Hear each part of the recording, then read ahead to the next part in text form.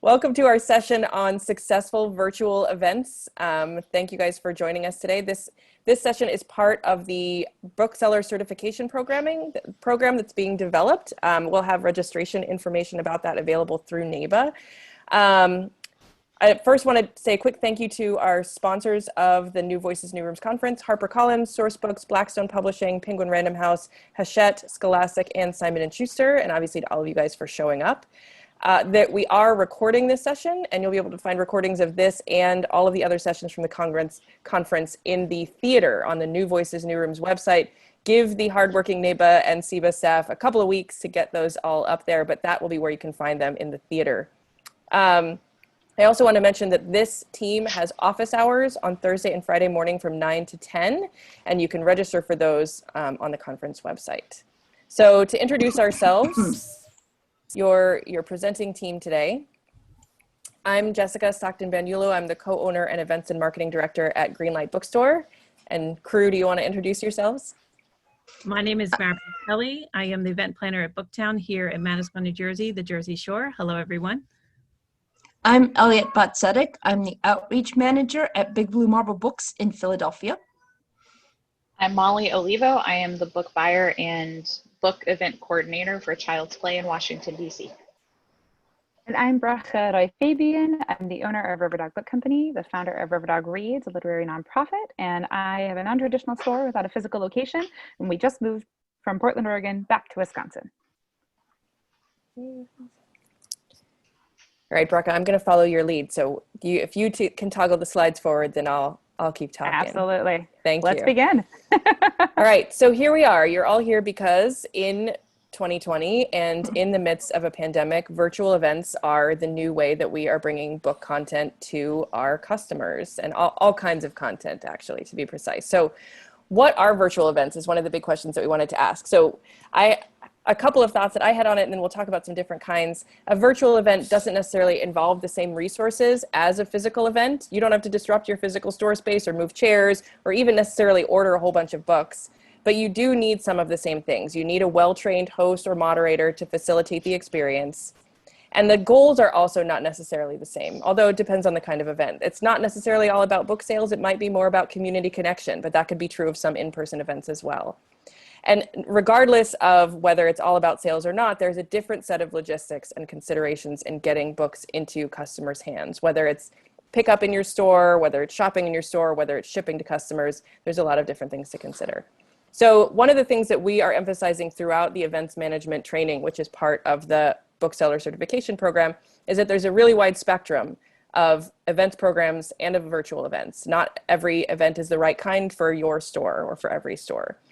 So you could have author and illustrator events, you could have story times, you could have book clubs, you could have virtual hand selling, and there's more to that. It's not all just about author events. Anyone want to chime in with the other kinds of events that we have talked about? Molly, book fairs. Yep. Book fairs, staff-led. Mm-hmm. You've got lots of options. I consider pre-order campaigns to be part of virtual events as well, especially when done in partnership with authors, illustrators, and publishers. Yeah, and I know there's some stores that are doing more sort of, chat with bookseller kinds of events that are another way that you can sort of leverage what your store does well into the virtual space. Okay, let's go to the next slide. So obviously virtual events are different because instead of space in a physical space, you need an online platform. So this is a whole bunch of potential online platforms that you could be using. We're not going to talk in depth right now about platforms because there is a really good platform session that you may have attended already, or you can watch the recording of. We can answer questions about platforms a little later though. I'm like, I won't remember. So one of us has to remember. Kathy, I think you're unmuted. That's okay. Do you want to back up to that slide? If folks want to take a screenshot of the slides as we go along, feel free to do that. But again, there will be a recording that's available later on. So here's some examples of platforms. We're on Zoom right now. There's a lot of different options you can choose from. And this is not comprehensive by any means. I know Hopin was discussed earlier. So this is just an example of what's out there. Yeah. All right, and thanks for reminding us, Elliot. There will be a Q&A at the end, so we'll have time to go more in depth about what you want to talk about. So virtual events obviously present both opportunities and challenges. There are expenses. They're both monetary and non-monetary. So those are some of the things that you want to consider, but you also want to consider the experience. So we, as a group, all of us are doing different kinds of events virtually, and we put together some case studies, some examples of how we measured success for virtual events. And they can include sort of a very specific money P&L. They can include what it costs us in terms of time and resources. And they can include what we were hoping to get out of the experience of hosting the event, or what we were hoping customers would get, and what we actually ended up with. All right, so to start our discussion of our case studies, Mary Beth, do you want to talk about your annual summer author series? Yep, definitely. So yeah, at Booktown every year we cover an annual summer author series in addition to all the other events that we do all year and all summer. And so it's been a nice branded event that people have looked forward to. And this year we were really planning on knocking it out of the park. And so all winter I went around to different venues and talked about different experiences on ocean view terraces that would be aligned with our book author. And so the event, the series was highly anticipated. I had customers asking us for these event dates and authors in February. And I was, still putting it together. But lo and behold, the story, COVID hit in March, and we were, just finalizing the details for our summer program. And we were talking about pivoting, which ones were going to be pivoted, how were they going to be pivoted. So lo and behold, my calendar, I can't even really look at it, but it's like, I don't know if you can see this, but it is colored with just arrows and X's and just different, like canceled. Is it canceled? Is it in person? Is it going to be possible? And so anyway, we pivoted mostly everything. And what we discovered, what we thought was that we would going to just reduce the tickets that we had in place and move that to a virtual platform and say, okay, so these events will still be ticketed, and we'll still be able to capture those book sales, but have a different experience. So we quickly had to learn Zoom, and we had to quickly figure out what our format is. We had to quickly learn about the talent and the skills that were needed to produce a virtual event. That was all new to us. We prepared differently for a virtual event than we did for an in-person event. And we estimated that our sales would be about 50% less than what we anticipated. We were trying to be conservative. Well, it wound up being 75% less than what we usually get in our sales for the summer. So that was a big ouch. But we did have people in the beginning, say April and May, that were willing to pay for a ticket because they were stuck in their house and they didn't have anything to do. So they were willing to pay a ticket to see their favorite authors online. But that slowly faded after the weather got better at the Jersey Shore. We had outside dining available. People were tired of being inside in their house all day in front of a screen, and they just had more access to their favorite authors online for free. And they can engage in them in a way that was very, it was wonderful for them. So we found that our ticket sales and our participation in events really significantly dropped because our community they valued the in-person relationship. So, we had to really rethink the experience that we were providing online. So we did it in conversation style with some of the author events were planned with our library partner, the Brielle Library, and thank goodness they had the personality and the energy to join us as an in conversation, and we both prepared for this event. But we still struggled with attendance and we still struggled with sales. So what we got out of it, what we learned is we learned more and more what our community valued was the in-person experience. It's an event for them in the summer. It's something they do with their BFFs. We also learned that we can probably stretch our author series umbrella to be a winter thing. So when people are inside already in their houses. So that's what we're going to look to do for 2021. And that is our case study synopsis. More to learn. We are literally building this plane as we're flying it.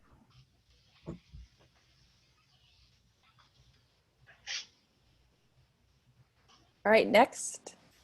Molly, can you talk about digital book fairs and your Ask Me Anything Facebook Live staff event? Absolutely. Okay, so I'm going to start with digital book fairs, which we did out of, to be totally honest, necessity. We got shut down 3 days before our biggest book fair, so we had like a massive amount of book fair stock sitting in our basement in boxes, terrifying me right when we got shut down. So several of the schools that we work with had opted to do a digital version. So our goal was honestly to get rid of that book fair stock and then to maintain our strong relationships with the schools that we were already working with so that in the future they still remember us as their book fair destination. The process ended up being a bit more tedious than I expected. We spent a good amount of time getting the lists cultivated on, like, curated onto our website in a way that like made it special for the school. We had to set it up as like a secret page that you had to like have the link to get to, which I'll be totally honest, I am not a tech person, and my store also does not use indie commerce, so every single individual item had to be added by a staff member, which took much longer than I thought it would. So the actual process of doing the book fair was pretty low key on our end. Like, we sent them the link, the PTO was supposed to be promoting it, and we just kind of took care of the sales. And the way that DC shut down, we were not allowed to do curbside pickup at the time of the sale. So we actually sent all of the orders to one of our locations in Virginia where they could do curbside pickup, just to make everything extra complicated, so that customers could pick them up at that time. And then anything that was left over after 2 weeks was delivered to the school for distribution, which is the thing I do not regret at all, because if we were sitting on any of those orders after several months, I would have lost my mind tripping over the bag of books. So what went well? We got rid of a good amount of the book fair stock, not as much as if it had been in person, but enough that we got rid of some boxes. We had the book fair committees were incredibly happy with us, and we donate a portion of sales for all book fairs back to the school, which meant that we were able to actually provide some things for kids in need that were in those schools, which I felt like, given the situation, was really sort of on brand for what our store likes to do, and also like kept us really well connected to our community. So it was profitable, but not as profitable as I wanted it to be. My hope is always that my return on investment is going to be 4.5, and it was about 3.5. So, and if you want to talk more about ROI, I will gladly talk to you about it all day, but this is not necessarily the time for that. But I think the big things I would do differently next time is I would focus more on the graphics and less on the making it a secret page and doing all of that stuff. I think we literally could have sent people to our website and given them a code and let them shop, and it would have been fine. And we could have, because everything was being sent out digitally, having something that was branded and really graphic and beautiful. And we have, as you can see, we got a new logo a year ago. So we're like if that had been pushed on everything, I feel like it could have been a really great branding opportunity, and we didn't really take advantage of that. And yeah, and I also highly recommend less personalization of a book fair list in a digital format. They've got options, you can standardize it, and nobody's going to be that upset. So the second one was a really simple event, and is probably my favorite to talk about because it was easy and it worked well. So we've done several Ask Me Anything Facebook Live events. Basically, it required a staff member to promote it beforehand, which was like 6 social media posts, and for me to sit on the camera with a bunch of books and talk about books that I like and books that I thought were good recommendations. We've tried to tailor them to specific things. Like we've done a Pride Month one, or we've done like a reading outside of the white canon one, and then we did a general, just like ask me whatever you want and I will give you recommendations kind of option. They require very little staff time, very little investment, but ultimately had really great payoff. So what went well, we had great customer questions. We got a ton of views and new follows on our Facebook. It's harder to track sales on an event like that because they're not coming directly from the event, but we had all of the titles that we talked about sold within 48 hours. So if I talked about 20 books, all 20 of those titles were books that we sold within 24 hours, which was great. And it's super low cost. Things I would do differently next time, so all of these ended up being me. I would probably include different staff members. At the time, it was just sort of, I'm here and I have the time to do it. And I think given more planning, it would have been really nice to have a better selection of perspectives. And I also, Instagram for us tends to translate into better sales, like fewer views, but better sales. So I think next time we would do it across Instagram, using Instagram instead of Facebook. And I know people have lots of feelings on using Facebook or Instagram, but that's a whole separate, probably, conference in and of itself. It was super profitable, and it took like I think in entirety, it took 3 staff hours, and the sales far exceeded the cost. So for us, it was win-win. Thanks, Molly. Those are 2 awesome examples. Elliot, would you talk about your virtual author event? And I know you were maybe going to address some of the questions that are popping up in the chat too. Yeah, absolutely. So we are a very small store. We still have staff on furlough, so there's essentially still just 2 of us who are running everything. So we don't really have much time to work on events. What we've been doing are very small events for authors who live in our neighborhood. We do them on Zoom. Our only security thing is that you have to register via a Google Doc that makes a Google spreadsheet. We have everyone's email. We send them the link to a Zoom that has a password. That's worked fine for us. No one wants to break into our local author event. They've been very friendly. We've had, I think, 1 book sale out of them so far. But they certainly have brought people together and reminded them why they care about our store. Folks have had good conversations back and forth, so they've been very social events. I've been doing them only on Monday nights because all the other nights are full of Zoom events that are like famous authors done nationally that I can't compete against. So we do Mondays at the Marble. And for now, we're keeping them small. And to do the actual book sales, I put a link in the chat every few minutes, either to our website if people live nearby, because we also don't mail books out, or a link to the book through our bookshop page if people want to get it mailed. And I just repost those through the evening as people come and go. So it's a little annoying, but it's simple to just have them there and copy and paste.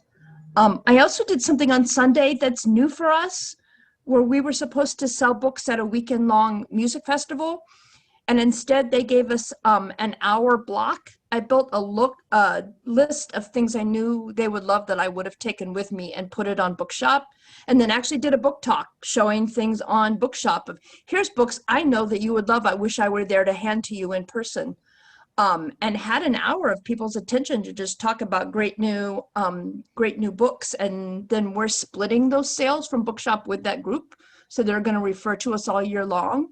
So I have no idea how much money we might make, but it only took about 2 hours of my time. And it was really fun to have that kind of book fair. So I hadn't thought about that when we were talking as a group about this. So that's something new we're trying that also doesn't take much staff time. But again, creates that in-person connection. Here's a bookseller I know and like thing with our customers. So.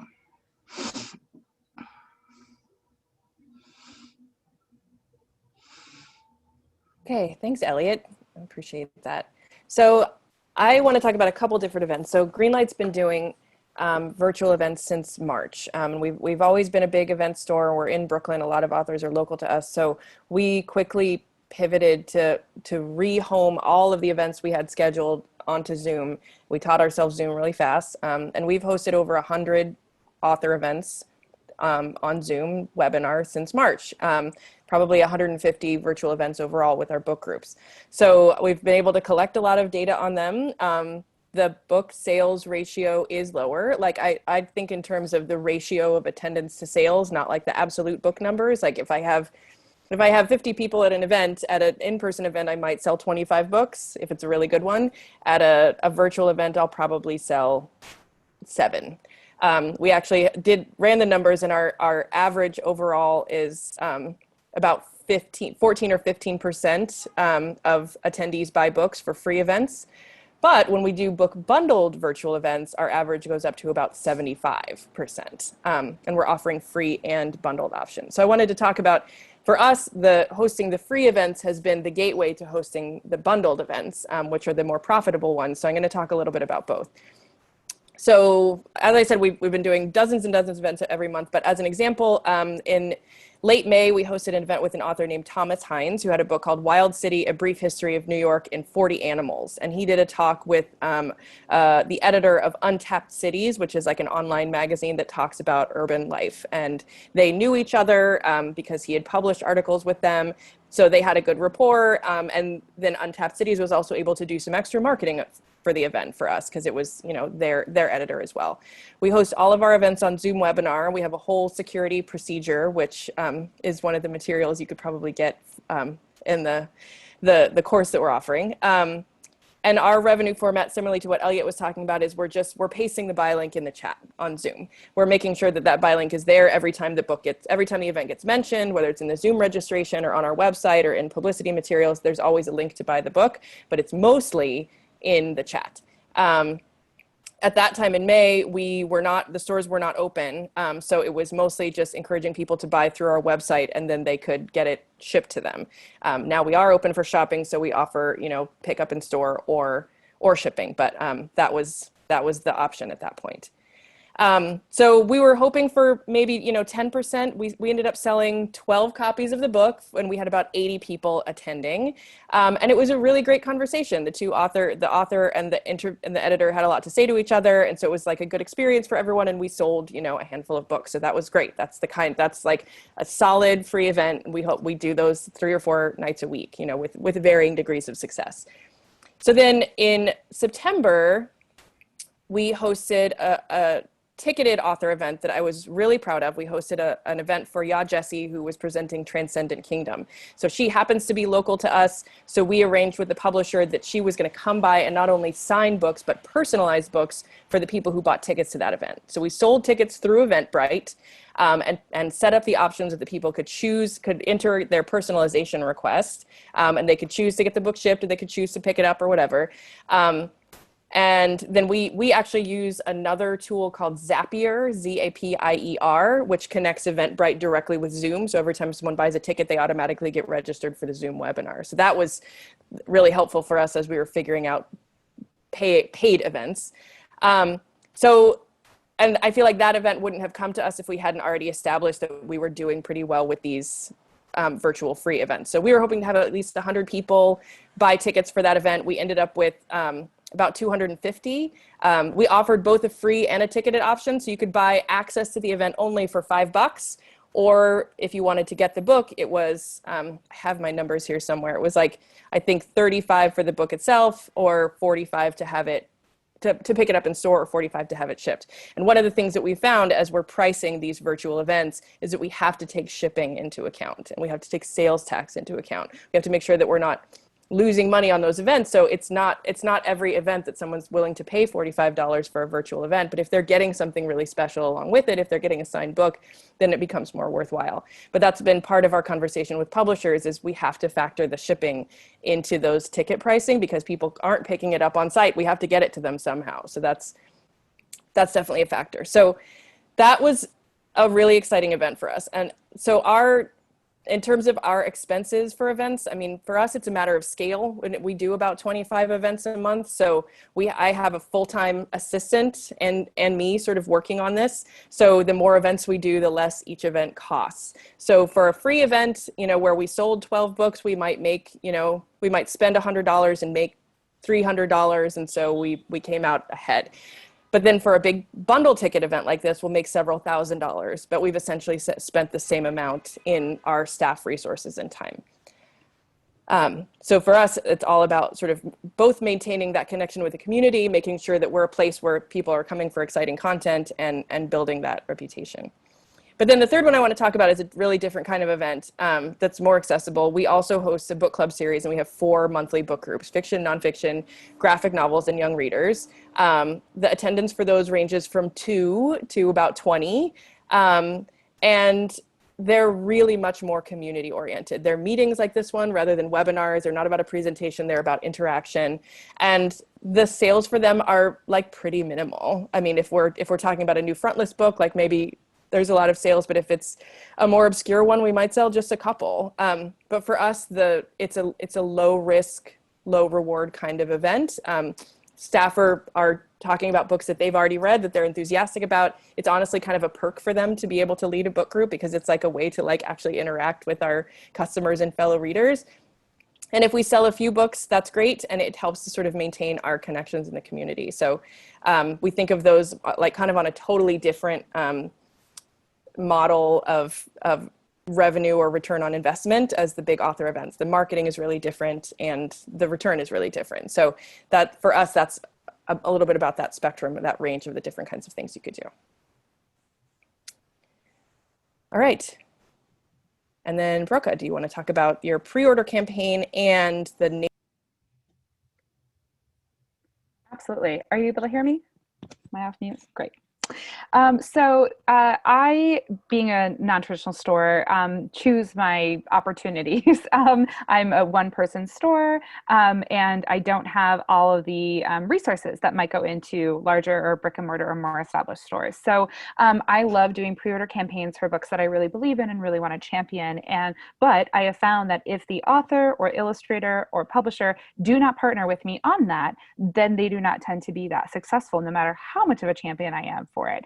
So I have narrowed in on opportunities, and one of the best that worked for me was a pre-order campaign in partnership with the author and the illustrator and the publisher. It was a male-male new adult romance, contemporary romance title. I'm queer. I run a bookstore that is not queer focused, but I certainly have that as a part of some of the marketing that I do for some of the books. I was in the Pacific Northwest at the time. It was a Pacific Northwest author. She was going to sign and personalize copies. The publisher had a lot of swag that went along with it. And then I anteed up and added Riverdog swag to it as well. So when the customer placed an order for the book, they got a signed copy, possibly personalized, lanyards, pins, and a postcard that had a print of the artwork from the illustrations. And then I offered tote bags that I had received and been collecting from publishers over the years, as well as a handwritten note on a Riverdog Book Company branded postcard with a Riverdog Book Company bookmark. And then the author also threw in stickers as well. So they got all of that, which was amazing and totally worth it. And we got so much social media out of it. And I got 100 pre-orders for it because the author posted about it, the illustrator posted about it, the publisher posted about it. They retweeted and reposted what I had done, but they also went out and did it themselves.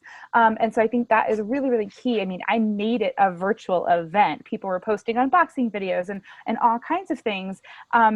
But the publisher and the author were completely behind it. And so I have definitely done other campaigns, doing one right now that is in partnership with the publisher. The author is doing things, but it's not the same, multi-point, multifaceted push behind it. And we're definitely seeing not the same sales results. So I don't promise publishers this success, but I know all of the elements that went into that. The one thing in terms of the what Jessica was saying, we, for the first, I want to say 50 books that we pre-sold, we had media mail as the only shipping option. And then we realized, or as a shipping option, and then we realized that we can't ship these media mail. They've got tote bags, they've got lanyards and things. So for the second half, we were able to make this book only available for non-media mail shipping. But we definitely, for the first 50, lost on the media mail shipping, which is just, it's a rookie mistake, but it was one that I made. And then the other opportunity that I like to talk about are nationwide event participation. So for instance, ABA is doing one right now where they have put together some virtual events that you can push out to your customers and almost like they're events from you. You can have them buy the books from you and then they enter the event. So some of the other examples for things like this, Banned Books Week coming up. Previously, Bookstore Romance Day, they did a whole series of panels and events. The Kensington Cozy Mystery Club, for anyone that likes mysteries. That's not event specific, but you can build events around a national awareness of the Kensington Cozy Mystery Program. Independent Bookstore Day, of course. There's also Multicultural Children's Book Day. Candlewick does Where's Waldo every year. And then there are other types of events that you can participate in that are more either activism focused, social justice focused, that happen countrywide. So there are things like Juneteenth, where we all kind of banded together this year. For anyone that wasn't aware of what was going on with Juneteenth, I think the book industry really promoted that very well. Then there are things like Bookstores Against Borders that A Room of One's Own in Madison, Wisconsin started that went, national, international. Denise Chavez of Casa Camino Real Bookstore in Las Cruces, New Mexico does the Libros para el Viaje, the refugee book drive that we participate in. Hannah Mushabek of Quarto Kids and Interlink Publishing started the Bahamas Kidlit Book Drive when the Bahamas were hit by a hurricane very badly. And we were getting books into the hands of children who had been orphaned. Europa Editions put out where they do things like a featured indie in their newsletters. They would do book donations of Europa books. They were offering special content with author and translators, help for Q&As and interviews and things like that. Interlink and Crocodile Books, Interlink Publishing and Crocodile Books is a smaller press out of Western Massachusetts. They're Arab American, family owned, and they often do pre-order campaign partnerships. Libra FM, if anyone's not already working with them for audiobooks, they're amazing. I actually recently started a virtual book club and they gave me 3 free audiobooks to be able to offer as gift memberships for anyone that wants to get the audiobook. So I can do it as like a newsletter or email newsletter list promo. So the whole idea is that you want to amplify your store's national presence, especially as we've all increasingly moved online. So my store used to be predominantly in this virtual space. My sales went like this when y'all's sales went like that. I'm okay with that, but one of the reasons my sales were like this in the before times is because I had a national and international presence with Riverdog because I cultivated such a global social media reach. So it provides a touchstone for both your local community to participate in it, but also pushes your store to that national level. In terms of the ROI on it, I mean, sales are kind of all over the board depending on the different events, but it is an option where you really have to do pretty minimal work, just a little bit of marketing and have your store look like it's really participating in a lot of great things. And so any sales that come from that, it's pretty much a win for you. So that's all for me. Thanks, Brooke. And I think there's a question about whether there's a list of some of those organizations or events to partner with. So I don't know if that's easily accessible or something you can share, but. Absolutely. Yeah, I can try and type it into the chat. Cool. So this one we can kind of all weigh in with our big takeaways. What have we learned in the process of doing virtual events, since March or April? The good stuff, the bad stuff, what we feel like we've gotten better at, what is just like a throw up your hands and sigh kind of thing. I mean, anybody want to jump in?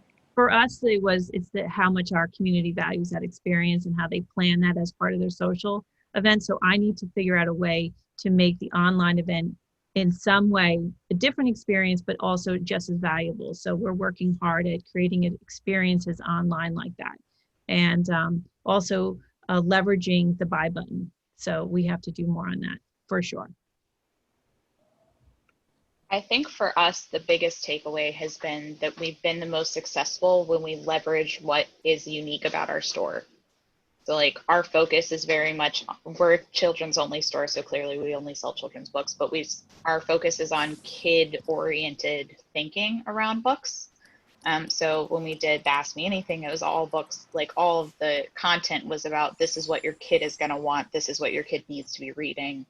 And I feel like anytime we've done that, we've gotten significantly better response. I would say Elliot? I also, oh, sorry. No, sorry, go Brooke. I was gonna say I also dialed in a little bit more on what was important to the store. I couldn't my bandwidth couldn't keep stretching, which needed to stretch more in COVID. So I actually tightened it. And that has helped immensely to focus. That's like why I actually ran 2 virtual book clubs, again, pre-COVID. They were incredibly successful, and I stopped them like 2 months before COVID, ironically, and decided to not relaunch them. And I waited a good 6 months as everyone else launched theirs. And then I just launched one because it was a program I'd been working on for a year and a half. It was a book list that I kept adding to, for the last 6 months. And finally, I was like, now is the time that I will enter this conversation, enter this space for anyone that's interested. It's not something anyone else is doing that I've seen. And this will be the one thing that I've added in COVID. I will say for small events, the people who come do really value it because it's small enough that in Zoom, you don't have to raise your hand and wait to unmute. You can actually have more of a conversation with an author. Monday night, we hosted a young adult agent, and MFA students could come and talk to that agent. And people really loved it. It's not turning into book sales for us yet, but good publicity for the store when we can't let people in the door yet is actually really, really valuable to us. I would also say thinking creatively just as much for your event pitches is, I think, just as important. Like, I don't know that I'm going to get this one, but I pitched one the other day that is for a woman who does nature writing. And I pitched having a professor and a nature researcher be part of the conversation. So I would talk with her and ask her questions about the canon of nature writing, nature literature. And then this professor would talk with her about the more sciencey, naturey aspects of it. And so the 3 of us would kind of form our like in conversation panel. And I thought it was a cool idea. I don't know if the publisher will go for it, but I would have pitched that same event in person. And so it got me thinking, like, where else can I be creative about the events that I'm pitching now? That's one that I could do. And I think for us, for Greenlight, I think at the beginning we were trying to do too many virtual events, and it was partly because we wanted to honor all of our previous bookings, which would have happened in multiple store locations, but then we were doing them all on Zoom. And so for a while we were doing events every night of the week, and that wasn't worth our time or our staff's time. But it did give us a chance to get a lot of practice and to refine a lot of our procedures. And I think part of the learning process has been figuring out cause we're a store that's big on procedure documents. Like, here's the checklist, here's how you can do this, new staff person. So it's comparable to hosting an in-store event, but there's a lot of things that are different, and figuring out what our security procedures are and what our sort of tech procedures are, what our communication procedure is with the authors and the publicists, and what our marketing procedure is. So doing a lot of events helped us to refine those processes. And now we can pare back a little bit so that the ones we're doing are actually more worthwhile, but we have those systems in place. And so now it feels like we're kind of okay with this. And now we just have to figure out what comes next. Yeah. I just want to remind, we have 5 minutes before we want to take questions. Okay. So Thanks, Molly. Maybe this is a segue to the questions, but kind of pivoting off what Jessica just said about establishing your systems and your foundation for your procedures for this is really going to give you that confidence to then, allow the brain to then think creatively, because you had to think of all the structure. You had to build this thing in the structure that's needed for the platform. You got to make all these decisions. But Zandria was also asking, how to get the staff kind of excited about doing a virtual events, because it's falling on one person right now, or it could be falling on one person right now. So how do you incite someone to enjoy that level of interviewing someone virtually? And there is some prep work. So Jessica, I know you said you were about procedures. How have you been coaching your new hires on that? Yeah, and we do a similar process than what we would do with training an in-store event host. So they will first sort of shadow someone, me, as a co-host of a Zoom webinar. And it was sort of like, I figure out what I'm doing, and then I start to write that down, and then I'm sharing that sort of step by step with them, and they're watching me do it, and then they're asking me questions about how that works. And then they'll host an event, and I'll be there just with my video and audio off, so that I can give them private chat notes if they forgot to say the author's name, or they need to post the buy link again, or whatever it is. So it's a similar process where it's like they observe, they have written procedures, and then they go on their own. Yeah. I'll also say, not at my store personally, but after several events this summer that were BIPOC and queer authors were Zoom bombed with horrible racist garbage.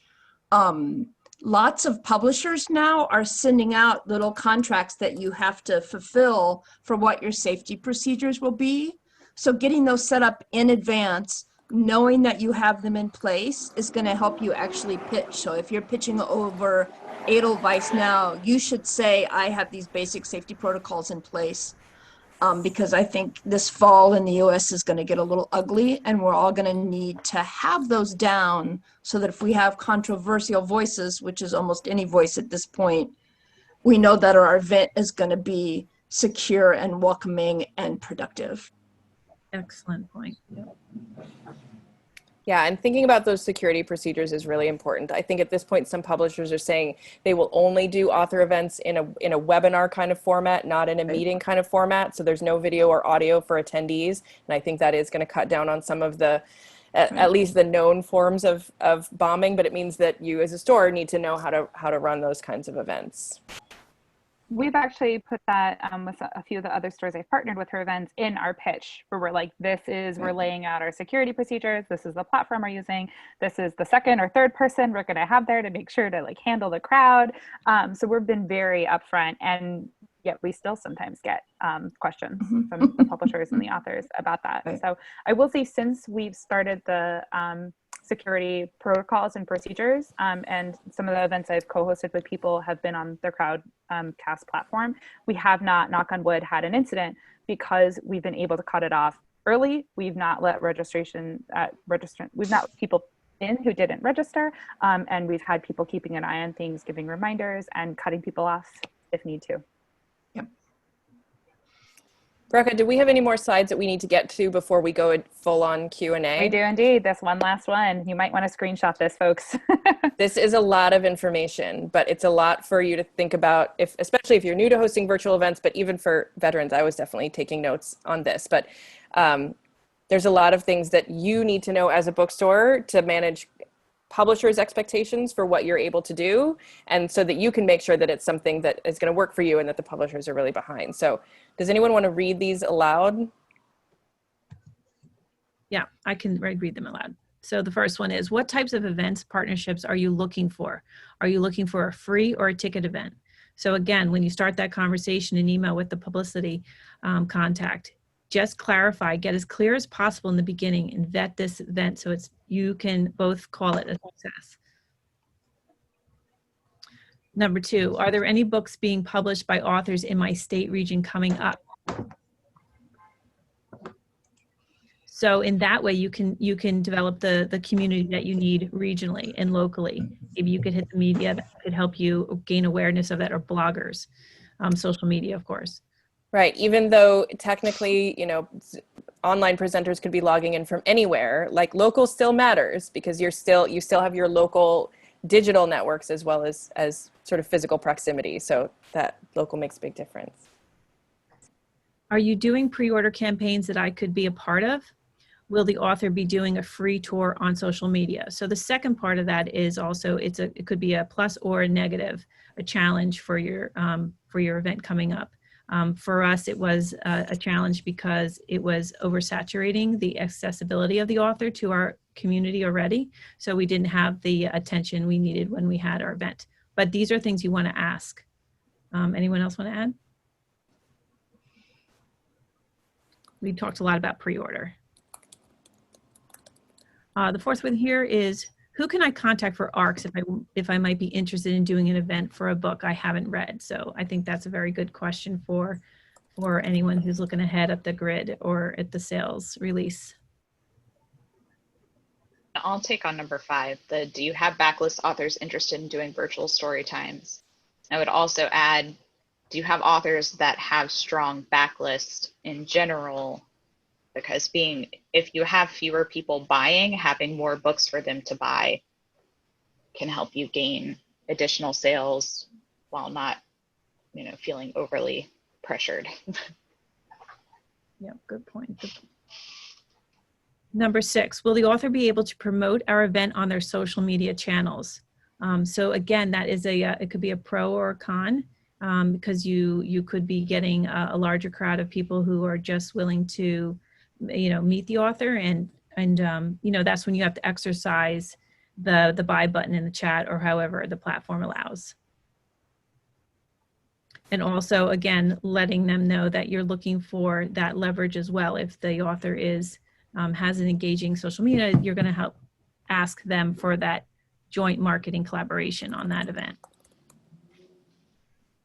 It also helps to ask them how far out they will allow the social media and promotion to happen, because some publishers are doing this really fun thing where they will only let you promote an event like a week and a half or 2 weeks out, which is a little rough for the bookstore, I think, but definitely like knowing that beforehand, so you're not planning this giant campaign for 2 months that you can't use.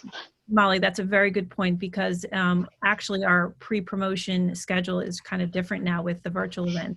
The earlier, far out promotion dates weren't working for us. We had to do it closer to the event date because people at the time were so overwhelmed and saturated with, notices and events coming up to them. So yeah, you have to judge that for what's good for your store.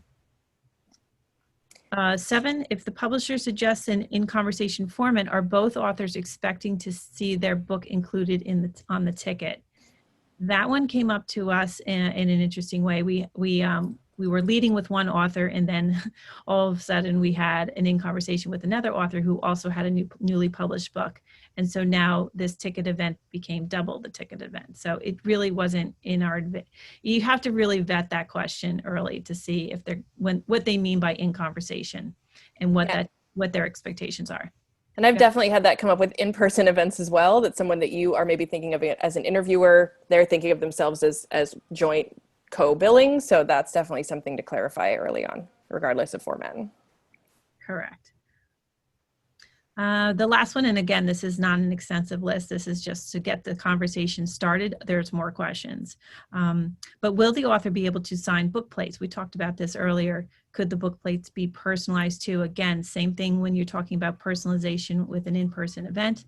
These book plates and getting them to your attendees is something to work out in the beginning.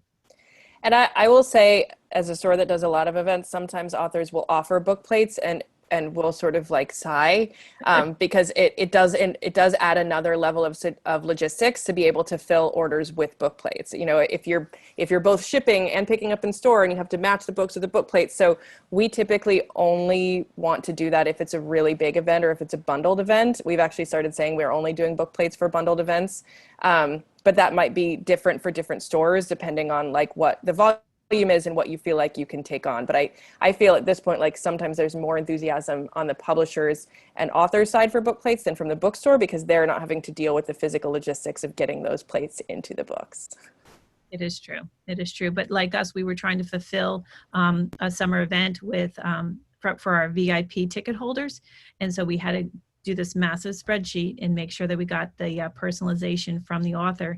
And then we find out that they're not willing to do all the personalization. So you really have to like have these conversations and think it through, think that event as far as you possibly can.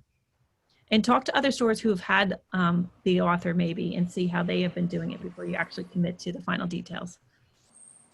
We've only got 9 minutes left, so we may want to like really quickly. Okay. All right, so are we doing verbal questions as well as, we've been sort of answering questions in the chat as we've gone along. But Yeah. NABA folks should we take verbal questions as well? I think we should pick some that are going to be, that haven't, maybe even if they've been answered, that they're good for the whole group. A lot of people are looking for ideas for their virtual event and how they can, think out of the box. So I hope that they've gotten some ideas from our discussion. But again, it's helpful if you get that structure down, and then you get your team together and your staff together to come up with ideas, and it's a trial and error. But think through the ROI, the expenses, the non-monetary events, expenses that you would have to be up against. And there's a lot of great conversation in the chat about security procedures and best practices. If you click on that little button with the 3 dots, you can copy the entire chat at the end and save it if you want to be able to go back and refer to that later, because we're getting a lot of good input from attendees. Okay, cool. I didn't know that. I just learned that in the previous session at the conference. It's so useful. So yeah, Kenny's asking a question that's probably a lot on everyone else's mind about how to learn this. And really, we just had to self-learn. But if you can find someone in the industry that's willing to help too, you know, reach out and ask for help. That's what I think there have been a lot of recorded sessions through the regionals, through ABA. There are a lot of teach yourself how to do this. So I think if you ask the regionals, or if you go to bookweb.org and look at their training videos, there have been a lot that you can look through. Yeah, and hop on other events as well. Watch how they're doing it. I'm looking through the chat. Let's see here. I would say in terms of ROI, while Mary Beth looks through the chat, I call a lot of the things that we do loss leaders. The point is that you're doing goodwill for the community, you're gaining social media followers or newsletter subscribers. And so that is one of the reasons why I'm so picky about the types of events that I do that are for book sales, because I personally know I cannot guarantee them. And so the other events that I do help make sure that when I have that event that I am guaranteeing some book sales for, then I have some, usually, because I've cultivated this other audience doing all of these other things that I didn't necessarily see something for. So virtual events for me are not where the money is. We have a question from Amanda. She's curious about Instagram. Molly, this may be one for you, or whoever, but we have good views on Instagram, but have trouble translating that to sales, partially because the linking capabilities of Insta are not as good as Facebook. Any tips? So a lot of people use Linktree really successfully, but I honestly think, at least this is my working theory, not as a social media expert, but from my own experience, that depending on the age and types of customers that you have and where they're finding you, different social media outlets are going to work better for you. Like, we have no interaction on Twitter, like just none. Like, I stopped updating it. I don't genuinely, I don't think I've ever gotten a sale from Twitter. But we're finding that on Instagram, most of the customers who follow us on Instagram tend to be younger, tend to be of the online shopping already generation, and are more comfortable using that platform already. Whereas on Facebook, we tend to have an older demographic who tend to be less online shopping oriented. I get a lot of phone calls from customers saying, I saw this on your Facebook. I don't think I've ever gotten a phone call saying I saw this on your Instagram. Yeah. So I think some of it has to do with the demographics of who's following you on which platforms. But, and some of it depends on how your customers shop, It's true. You got to go where your customers are hanging out already. A lot of ours are on Facebook, but we're also on Instagram as well. And we do get sales, not a lot, but it's, you just have to be there where your customers are. Yeah, and we're figuring out that we also have to go where our authors' audiences are. Like, some authors are like, can you please make a Facebook event? Because that I need to share it with people on Facebook. And some authors could care less. Like, that's not where their people are. Their people are on Instagram or whatever. So we're starting to ask authors or publicists, which platforms are you on? Do you want us to create a Facebook event? Because for many of them, it's not necessarily worthwhile, but for some, that's a really good tool for them. The same with newsletter lists. I think building that is still really, really key. I know that I get a lot more sales from my email newsletter. And so whereas I used to send longer chatty, this is what's going on this month. Now I'm more blast. I'm like, cool, this is the opportunity. Take it or leave it. And I've gotten a lot of good response out of that, more so than social media, even though social media traction, followership is certainly building still. So there's a lot of ideas in this chat about, suggestions for ticketing, adding on the fee for shipping that book. I love this. So I think everyone should hit the 3 button little icon and at the end of this. Yeah. I also love, Andrea just posted about Instagram saying that they've had some success going live on Instagram before Zoom events to encourage last minute event attendance. And that is brilliant. And I'm going to start doing that. Yeah. And I like what Veronica says, that a lot of what they're doing is still just playing around. And I feel like that's, you know, we can talk to you as experts, but like to be honest, like all of us are learning this as we go, and we're trying stuff. We're trying stuff to see what works, and we're building our best practices as we go. So whether it's with regard to music, Veronica's talking about whether they play music during their events, before, after, different formats, like, or you're, you know, adjusting your security settings or figuring out your backdrop or whatever the changes are that you're going to make, like it's worthwhile to try different things and figure it out as you go. Yeah, and develop your style of doing your virtual events, whether it's for children or adults, whatever. There was a discussion in the chat about book clubs and charging a fee for someone who is not necessarily the book club member, and they didn't buy the book through the store. So I like that there's like a seat fee. So that's a good idea. Lots of themes, Romance Day theme. We have mystery theme, Mystery Thursday, Mystery Tuesday.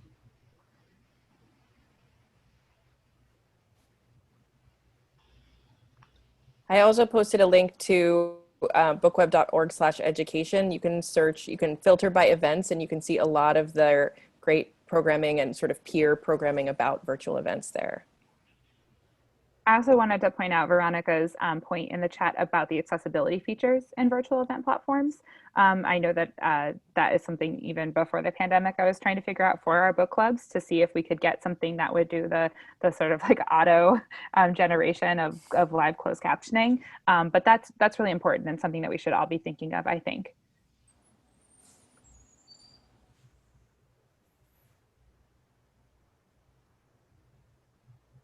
Yeah, okay. A lot of sharing going on. Thank you guys. This is really like a peer generated conversation, which is the best kind. It is. And then you'll get that in the bookseller certification course if you join with your cohort of students. Yeah, you'll get the up to the date current, you know, what's being done right now and where it's going to be evolving. We'll be looking ahead for the trends for the certification program. But for now, we wanted to give you a taste of it. Yeah, and there's a lot of additional materials that come with that certification too. All of the case studies that we discussed are available in more detail. Procedures and security practices and all of those things are also things you'll get. Right. If you're interested in signing up for the certification, you should contact Eileen Dengler at NABA. Her contact info is all over the place. I think it might be in one of our slides. And look for more information about the certification program coming out through NABA soon, after the conference. Yeah, and if you have any other questions about your press kit or your virtual event, stop in. We have 2 more slots for the rest of the week from 9 a.m. to 10 a.m. Yeah, Eastern time. Office hours will be available, so we could ask your specific questions. Thanks so much for coming, everyone. Thank you all for being here. Thank you presenters for being here with us. This was amazing.